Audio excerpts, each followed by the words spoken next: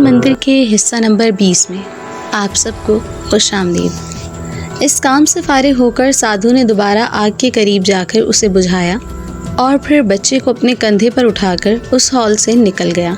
दिलजीत सिंह और उसके साथी ज़मीन पर बेहोशी की कैफियत में पड़े थे और जब से साधु ने उन्हें यहाँ लाकर पटका था उस वक्त से वो सब बेहोश ही थे।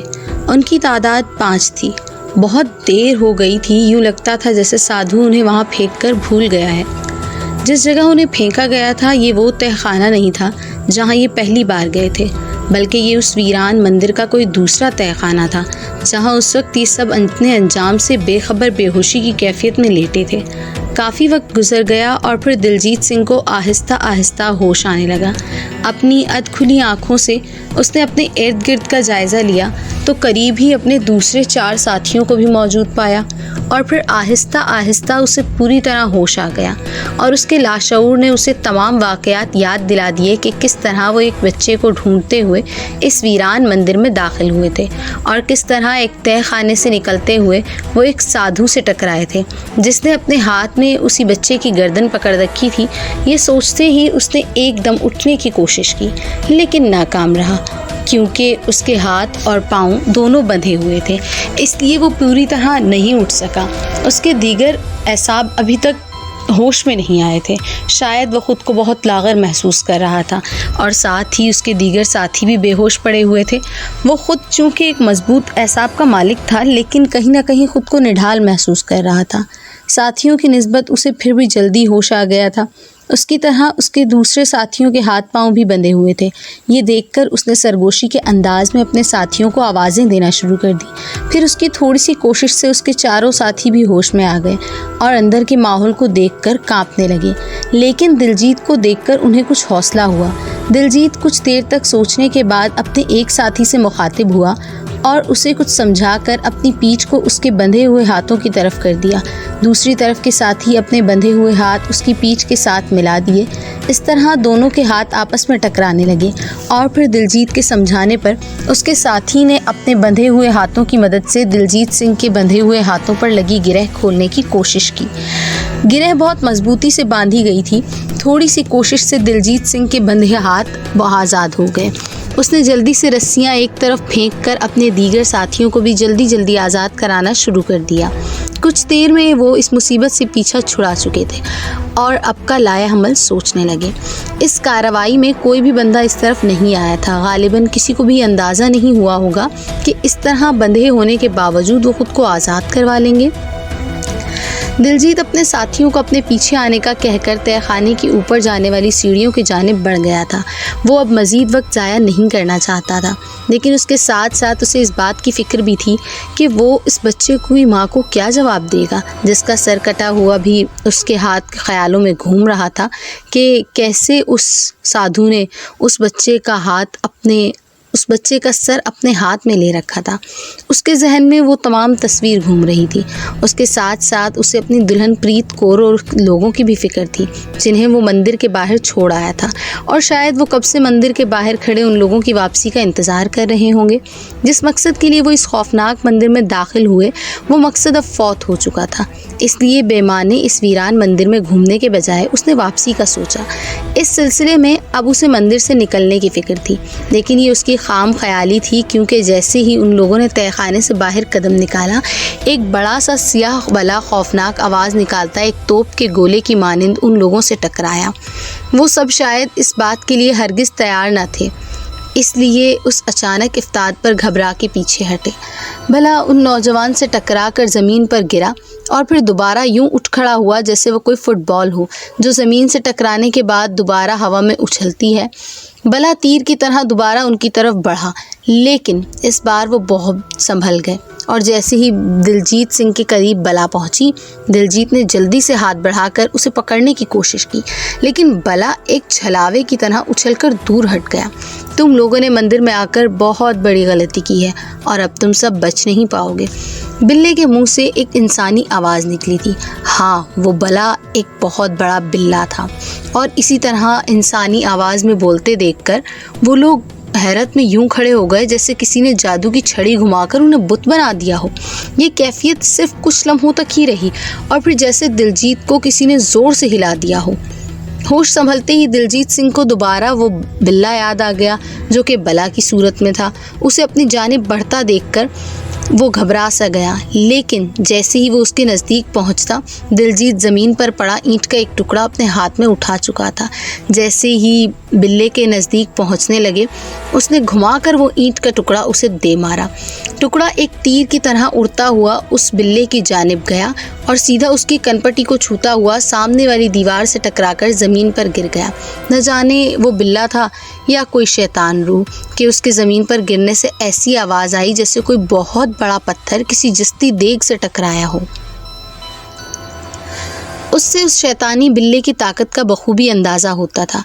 बिल्ला कोई ढीठ नस्ल का था कि ज़मीन से टकराते ही दोबारा ऊपर उठा और फिर एक बार सामने आ जाने वाले एक नौजवान के सीने से तोप के गोले की मानंद टकरा गया। नौजवान चीखता हुआ ज़मीन पर गिरा। उसके सीने से चटक की आवाज़ सुनाई दी। यूँ लगा जैसे किसी ने खुश्क लकड़ी को ज़ोर से दरमियान से तोड़ दिया हो। दिलजीत सिंह के वहम और गुमान में भी नहीं था कि ज़मीन पर गिरने वाला बिल्ला बहुत जल्द दोबारा वापस आकर इतना बड़ा नुकसान पहुंचा सकता है। लेकिन जो भी हुआ वो उनके लिए कोई अच्छा शगुन ना था। उसने जल्दी से अपने दिगर साथियों को पीछे की तरफ धकेल कर उस बलानुमा बिल्ले के वार से खुद को बचाया, वरना इस बार वो इस शैतानी बिल्ले का शिकार बन जाते। बिल्ले की फिरती देखने वाली थी, वो बिल्कुल फुर्तीली से तीर की तरह उड़ता हुआ आया और अपना वार नाकाम बनते देखकर सीधा तहखाने की सीढ़ियों पर जाकर गिरा और लड़खड़ाता हुआ नीचे तहखाने में गिरता चला गया। दूर तक उन्हें उसके लड़खड़ाने की आवाज़ आती रही। वो वहाँ रुककर उसका अंजाम देखने के बजाय अपने बचाव के लिए भागे। वो आगे पीछे भागते हुए राहदारी क्रॉस करते हुए एक बड़े से हॉल में दाखिल हो गए, जिसके सामने एक बड़ा सा दरवाज़ा था जो अध खुला हुआ था। वो भागते हुए सीधे उसकी तरफ बढ़े। दरवाजे की दूसरी तरफ एक और बरामदा बना हुआ था जो इस वक्त खाली था। कुछ लम्हों तक वहाँ रुककर उन्होंने कुछ सुना, कोई सुनगुन लेने की कोशिश की, लेकिन हर तरफ खामोशी थी। ये देखकर वो आहिस्ता आहिस्ता कदमों से आगे बढ़ने लगे। वो इस वीरान मंदिर में चूंकि पहले कभी नहीं आए थे, इसलिए उन्हें कुछ पता नहीं चल रहा था कि बाहर जाने का रास्ता उन भूल भुलैयों से होकर कहाँ निकलता है। होश में आने के बाद वो अब तक इस वीरान मंदिर में ही भटक रहे थे। बरामदा खाली पाकर उन्होंने अपनी रफ्तार ज़रा तेज़ कर ली। थोड़े फासले पर उन्हें एक और तहखाना दिखाई दिया जिसकी सीढ़ियों में कदरे रोशनी दिखाई दी।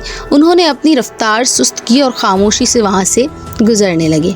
एक बड़ी और तेज़ धार वाली छुरी हाथ में थामे साधु उस वक्त मंदिर के तहखाने में मौजूद था। वो इंसानी भेड़िया भी इस वक्त तहखाने में मौजूद था। साधु ने उसे दीवार के साथ नस्ब जंजीरों से जकड़ा हुआ था। उसके खौफनाक दांत उसके जबड़ों से बाहर झांक रहे थे, जिनके कोनों से लहू टपक रहा था। यूँ लगता था जैसे वो अभी अभी किसी का खून पी कर आया हो। उसका अंदाज बहुत जारहाना था। यूँ लगता था कि अगर उस जंजीरों को आज़ाद कर दिया जाए तो वो एक लम्हे में सबको तहस नहस कर देगा। तहखाने के दरमियान एक लकड़ी का पंज रखा था जिस पर सुर्ख रंग की एक प्लास्टिक की शीट बिछी हुई थी, जिस पर वही मासूम बच्चा बेहोशी की कैफियत में लेटा हुआ था और उसके माथे पर खून की एक तह जमी हुई थी। उसके हाथ पांव आज़ाद थे लेकिन बेजान था। साधु अपना काम मुकम्मल कर चुका था और उसके अवज़ बहुत सी शक्तियाँ इसे शैतान ने दान कर दी थी। अपने आका शैतान के हुक्म के मुताबिक उसने तकरीबन 25 के करीब इंसानों का गला काटकर उनके धड़ों को अपने मज़मूम शैतानी अमल में इस्तेमाल किया था। इस सारे अमल में उसने वही किया था जो इस जाप को मुकम्मल करने में लाजमी था, लेकिन इस जाप का आखिरी अमल यही था जो उस वक्त वो करने जा रहा था।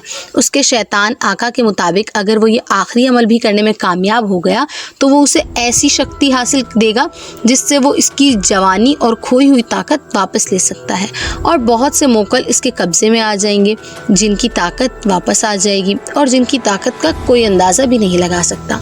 वो इसके हुक्म को चंद सेकंडों में करने की ताकत रखते हैं। ये मौक्कल शैतान के मुताबिक उसके ख़ास मौक्कल हैं जो वो सिर्फ अपने ख़ास छेलों के सुपुर्द करता है। वो छेले जो इसके बताए हुए रास्ते पर चलते हों और उसका हर हुक्म बजा लाने की हिम्मत रखते हों। अपनी जाप की आखिरी तकमील के लिए उसे शैतान ने यह हुक्म दिया था कि वो एक ऐसे बच्चे को इसकी भेंट चढ़ाए जिसकी उम्र 10 साल से कम हो, और उसके उस हुक्म के बाद ही उसने इंसानी भेड़िए को, जिसे इसने शर्मनाक का नाम दे रखा था, ऐसे बच्चे की तलाश में भेजना शुरू कर दिया था। लेकिन उसके साथ शैतान ने इस बात का भी सख्ती से हुक्म दिया था कि जिस वक्त भी ऐसे बच्चे की तलाश करे तो इस बात का ज़रूर ध्यान रखे कि वो पूरे चांद की रात हो। और बहुत अरसा इंतज़ार करने के बाद ही उसे अब अपने ख्वाबों की ताबीर सामने नज़र आ रही थी, क्योंकि वो जाप के मुख्तलिफ़ हिस्सों को कामयाबी से मुकम्मल करके शैतान का आशीर्वाद हासिल कर चुका था और उसके अवज़ उसे कुछ शक्तियों से भी नवाज दिया गया था। लेकिन जो शक्ति उसे इस मज़मूम काम को अंजाम देने में मिलने वाली थी वो तो उसका नशा ही कुछ और था, और अब की मंजिल भी उसके सामने थी। वो इस मौके को हाथ से नहीं जाने दे सकता था, इसलिए उसे उसको मुकम्मल करने की जल्दी थी। शिलमाग जंजीरों से बंधा बेशताब खा रहा था। तहखाने में रखे लोहे के संदूक में जिस कदर इंसानी सर रखे हुए थे वो एक एक करके उसके मैदे में उतर चुके थे, और बहुत दिन गुजर गए थे जबकि अब तक उसके ग़िज़ा कोई दूसरा इंसानी सर नहीं मिला था।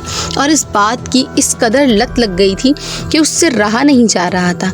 और अब जबकि उसने अपना काबू साधु को ज़रूरत के मुताबिक एक बच्चा फराहम कर दिया था तो उसे इस बात की भी बहुत जल्दी थी कि उसका आका अपना काम सर अंजाम देने के बाद उस मासूम बच्चे का सर उसे खाने के लिए दें। लेकिन साधु उसकी इस बेचैनी की परवाह किए बगैर अपने मुंह में बड़ी अजीब व गरीब ज़बान में कोई मंतर पढ़ रहा था, और शिलमाग खूनी नज़रों से उसकी तरफ देखकर फुनकार रहा था। उसका बस नहीं चल रहा था कि किसी तरह अपने जिस्म की जंजीरें तोड़कर दौड़ता हुआ जाए और सामने बेंच पर लेटे उस मासूम बच्चे को कच्चा चबा जाए। लेकिन इसे साथ साथ इस बात का भी डर था कि उसका आका चाहे तो उसकी ज़रा सी गलती से उसे जलाकर भस्म कर सकता था, और उसकी शक्तियों से बखूबी वाकिफ़ था। इसलिए सिवाय पैसो ताब खाने के वो बस बेबस ही रहा। Please like, comment and subscribe the channel Shehzad Khan Horror Stories, and thanks for watching.